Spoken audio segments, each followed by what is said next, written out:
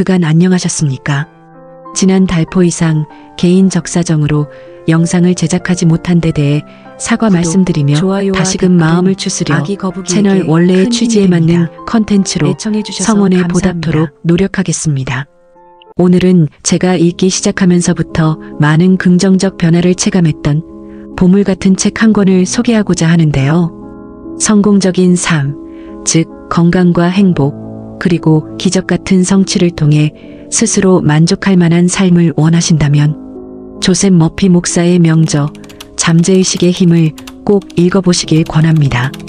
오늘부터 바로 그 책 잠재의식의 힘을 20회에 걸쳐 낭독해 드릴 텐데, 첫 편은 조셉 머피의 강력한 메시지가 담긴 서문입니다. 내 인생의 기적을 일으키는 법.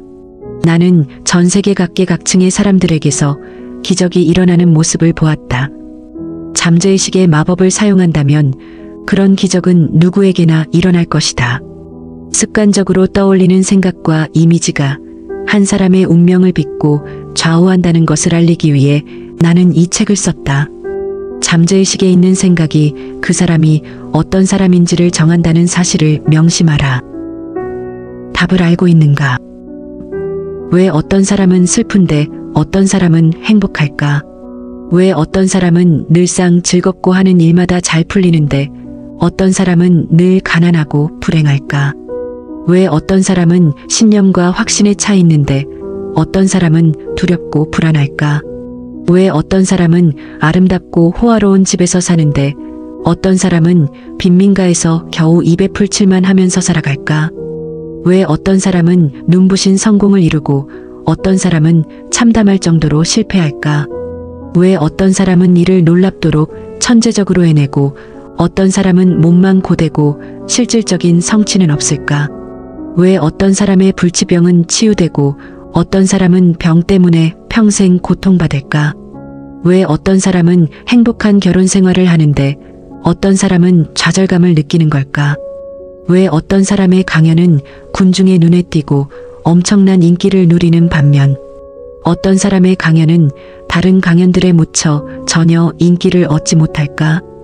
왜 어떤 사람은 선하고 타인에게 아량을 베푸는데도 정신적 육체적 고통을 받고 어떤 사람은 부도덕한데도 성공하고 번영하며 건강한 삶을 사는 걸까? 이 질문의 답을 현재의식과 잠재의식에서 찾을 수 있을까? 물론이다.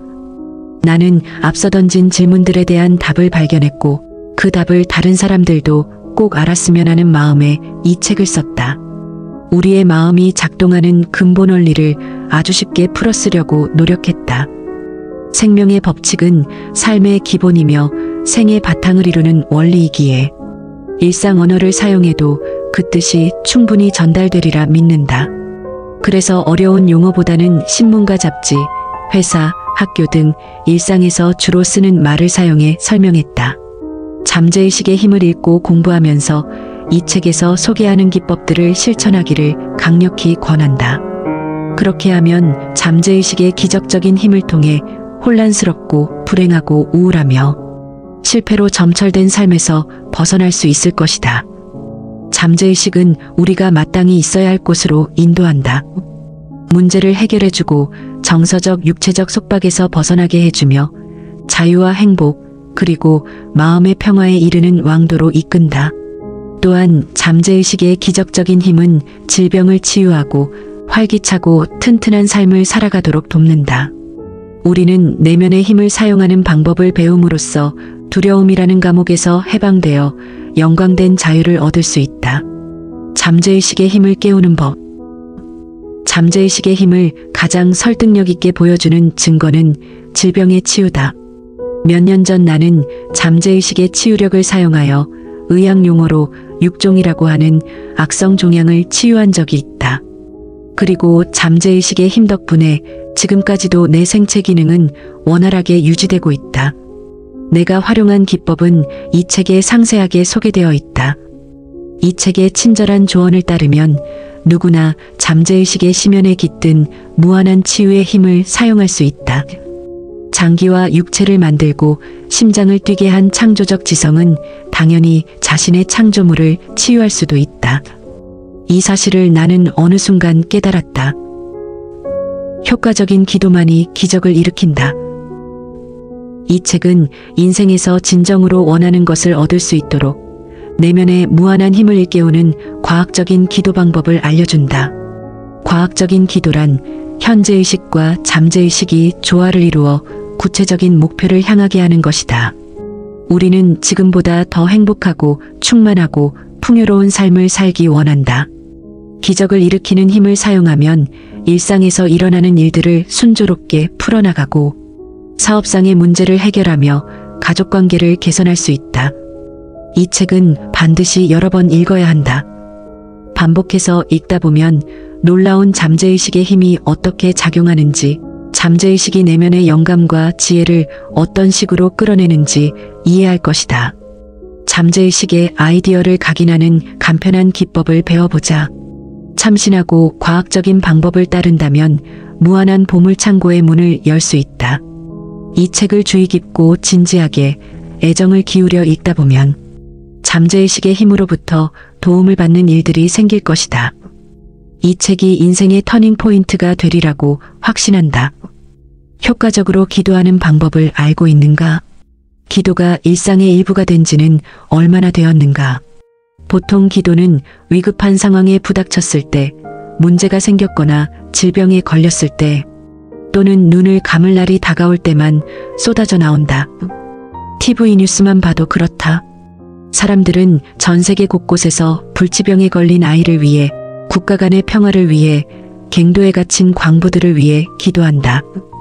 물론 어려운 상황에 부딪힐 때 기도를 하면 마음의 안정이 찾아온다. 하지만 왜 지금 당장 기도를 삶의 일부로 만들지 않고 문제가 터져야만 하나님을 찾는가? 기도에 응답을 받은 이라는 신문의 머릿 기사를 장식하거나 기도가 정말 효과가 있다는 증거로 사용된다. 그럼 자녀들을 위한 일상적인 기도나 매일 식탁에서 드리는 감사기도, 하나님과 교감하기 위한 신실한 기도에는 어떤 가치가 있을까? 사람들과 소통하는 일을 업으로 삼은 나는 기도를 다양한 관점에서 연구하기 시작했다. 기도의 효과를 본 많은 사람과 이야기를 나누며 함께 일했고, 나 역시 기도의 힘을 직접 체험했다. 하지만 어떻게 기도해야 하는지를 다른 사람에게 전하는 건 쉬운 일이 아니었다. 사람이 공경에 처하면 합리적으로 생각하거나 행동하기 어려워지고 문제에 압도되어 다른 사람의 말을 듣고 이해하기도 벅차기 때문이다. 그래서 따라하기 쉽고 한눈에 봐도 실천할 수 있을 것 같은 간단 명료하면서도 구체적인 기도법을 고안했다. 이 책은 일상생활에서 쉽게 활용할 수 있는 기법과 공식을 배울 수 있다는 점에서 매우 현실적이고 실용적이다. 나는 세계 곳곳의 사람들에게 이 책에 나오는 아주 간단한 기법을 가르쳤다. 책을 읽다 보면 그동안 수백 번이나 기도했는데 왜 기도한 내용과 정반대의 결과를 얻게 되었는지 자연스레 느낄 것이다. 나는 전 세계 사람들에게서 그렇게나 열심히 기도했는데 왜 하나님은 응답을 주지 않는 걸까요? 라는 불평 섞인 질문을 수도 없이 받았다. 그런 의문을 품었던 적이 있는 사람이라면 이 책에서 답을 찾을 수 있을 것이다. 잠재의식의 아이디어를 스며들게 함으로써 적절한 답을 구하는 여러 가지 방법을 설명한 이 책은 어려울 때 한 줄기 빛이 되어줄 것이다. 잠재의식은 믿음에 반응한다. 사람들은 신앙심이 있어야만 기도에 응답을 받는다고 생각한다. 하지만 그렇지 않다. 한 개인이 마음속으로 생각하거나 떠올린 이미지에 잠재의식이 응답할 때 기도의 답은 주어진다. 전 세계 모든 종교의 뒤에는 믿는 게 곧 현실이 된다는 믿음의 법칙이 자리 잡고 있다. 불교, 기독교, 이슬람교, 유대교 등 각 종교의 교리에 차이가 있어도 믿음을 가지고 있는 모든 이는 기도에 응답을 받는다. 어떻게 이런 일이 생기는 걸까? 종교, 종파, 의식, 전례, 신앙 형식, 기도문, 주술, 희생, 제물, 신조와는 아무 관련이 없다. 믿는 이 모두가 기도에 응답을 받는 이유는 자신이 기도하는 것에 대한 믿음을 가지고 있고 기도한 것을 마음속으로 굳게 받아들이기 때문이다. 생명의 법칙은 곧 믿음의 법칙이다. 믿음이란 마음속에 드는 생각이다. 정신과 육체 그리고 주변 환경은 그 사람이 생각하고 느끼고 믿는 바를 따라간다. 내가 지금 무엇을 하고 있는지 또 왜 이 일을 하는지 이해하는 것에서 시작하면 삶의 좋은 것들을 잠재의식에 새기는 데 도움이 될 것이다. 기도의 응답을 받는다는 것은 마음속 소망을 실현하는 것과 근본적으로 같다. 소망이 곧 기도다. 누구나 건강하고 행복하며 안전하길 바라며 마음의 평화를 얻고 진정한 자신을 표현할 수 있길 바란다. 하지만 이런 목표를 달성하는 사람이 우리 중 몇이나 될까? 한 대학 교수는 내게 이런 고백을 했다. 생각하는 패턴을 바꾸고 마음을 고쳐 먹었다면 심장병이 나아졌을 겁니다. 생각을 바꿔야 한다는 건 알고 있는데 어떤 기법을 사용하고 어떤 절차를 따라야 하는지 몰라서 문제예요. 내 앞에 놓인 문제를 어떻게 해결해야 할지 갈피를 못 잡겠습니다. 참 답답하고 불행합니다. 패배감도 느껴지고요. 그는 최상의 건강을 누리고 싶었다. 그에게 필요한 건 마음이 어떻게 작용하는지 그 방식을 아는 것이었다. 교수는 내 책을 읽고 책에 나온 치유 기법을 실천했다. 그는 소원대로 완전하게 건강한 삶을 살 수 있었다. 기적을 일으키는 잠재의식의 힘은 우리가 태어나기 전부터 존재했고 세상이 발전하고 교회가 세워지기 전부터 실제했다. 즉 시대를 초월한 인생의 진리와 원칙은 종교가 탄생하기 이전에도 있었다는 뜻이다. 이런 관점으로부터 출발하여 독자들이 이 책을 읽고 삶을 바꾸는 경이롭고 신비로운 힘을 손에 넣었으면 한다. 잠재의식의 힘은 정신적, 육체적 상처를 치유하고 마음을 두려움에서 헤어나게 하며 가난, 실패, 불행, 결핍, 좌절이라는 족쇄에서 우리를 완전히 해방할 것이다. 이제 우리가 해야 할 일은 정신적 정서적으로 자신의 소망과 하나가 되는 것이다. 그렇게 하면 잠재의식의 창조적인 힘이 소망에 반응한다. 지금부터 이 책을 따라 인생의 기적을 일으켜보자. 잠재의식을 움직이는 반복의 힘. 잠재의식은 외부 세계의 삶을 현상하는 거대한 암실에 비유할 수 있다. 이름이나 옷차림, 어떤 차를 모는지, 어떤 부모나 이웃을 두었는지로 내가 어떤 사람인지 판정하지 않는다. 내면의 암실에서 믿음은 빛과 그림자를 모아 이미지별로 각각 다른 형태를 만든다. 잠재의식은 어떠한 도덕적인 평가도 내리지 않는다. 나 자신이나 다른 사람이 내 습관을 좋게 바라보든 나쁘게 바라보든 중립적인 자세를 취한다. 그렇기에 부정적인 생각을 내면의 암실에 아무런 고민 없이 들인다면 시간이 지날수록 부정적인 생각이 일상의 경험과 관계로 표출되는 경험을 하고는 충격을 금치 못할 것이다. 나에게 일어나는 일 중 저절로 일어나는 일은 아무것도 없다. 자신의 세계를 바꾸려면 내면을 변화시키는 것에서부터 출발해야 한다. 잠재의식은 내면의 암실과 같다는 개념을 이해한다면 잠재의식의 힘을 발견하는 여정에 즐겁게 임할 수 있을 것이다. 일단 생각을 품으면 인생을 변화시키는 게 그리 힘든 일이 아님을 깨달을 것이다. 지금 마음에 품고 있는 이미지를 새로운 이미지로 대체하는 건 그리 어렵지 않기 때문이다. 이런 원리를 이해하면 아등바등 애쓰지 않고도 삶에 긍정적인 변화를 불러올 수 있다. 어린 시절에 형성된 믿음과 성향이 지금까지 지속되어 내 삶에 영향을 끼친다는 걸 알면 놀랄지도 모른다. 여태까지 있는지도 몰랐던 그 믿음과 생각들은 사실 어린 시절부터 내면에 자리 잡아 잠재의식이라는 암실의 깊은 곳에 숨어 있다. 이런 원리를 깨우치고 나면 왜 생각에 주의를 기울여야 하는지 자연스레 알게 된다. 선풍기 근처에 앉으면 목이 결린다고 믿는 할아버지의 예를 보자. 그의 잠재의식은 선풍기를 목을 걸리게 만드는 물건으로 볼 것이다. 불편한 기운을 조성하고 목을 걸리게 하는 건 선풍기 주위에서 빠르게 진동하는 에너지의 분자들이 아니라 그릇된 믿음이다. 에너지의 분자들도 선풍기도 인간에게 해를 끼치지 않는다. 사무실에서 누군가가 재채기를 하면 나한테 감기가 옮지는 않을까 걱정하는 사람이 있다. 두려움은 마음을 움직여 두려워하는 일을 실제로 일어나게 만든다. 반면 자신은 건강하고 감기에 걸리지 않을 거라고 믿는 사람은 실제로도 감기에 잘 걸리지 않는다. 그런데 치유 능력은 어디서 나오는 걸까? 기적적인 치유 능력 역시 잠재의식에서 나온다. 내면의 암시를 위대한 진리로 채운다면 내면의 진리가 외면으로도 드러날 것이다. 잠재의식은 이러한 진리를 받아들여 병을 고치고 평화로운 상태에 머물고 싶은 충동에 사로잡히게 한다.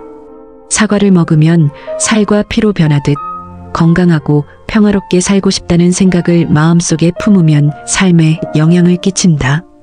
특정 생각을 몇 번이고 반복하면 마음에 스며들어 제2의 본성이 된다.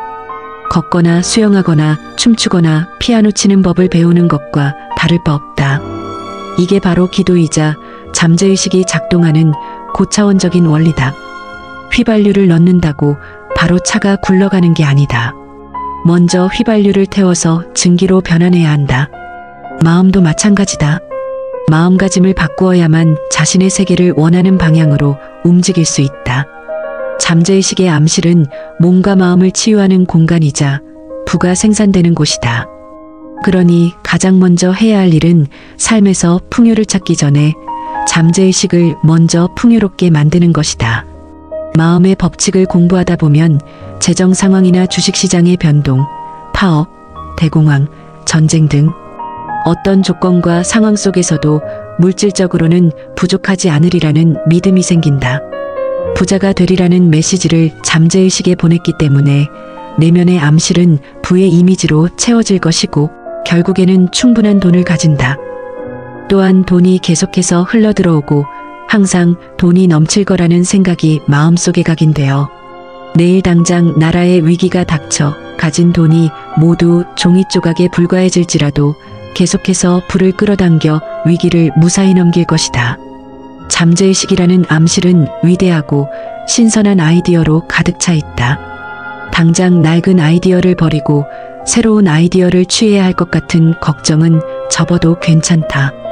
지금 바로 진실하고 사랑스럽고 고매한 것을 떠올려보라. 내 주변에도 이러한 것들이 존재한다는 걸 자연스레 알 것이다. 좋은 것들이 내면과 주변에 넘친다고 생각하기 시작하면 이런 사고방식이 건강하고 건전한 생각을 배양하여 나를 상상 속의 피해자가 아닌 능동적인 주체로 변화시킨다.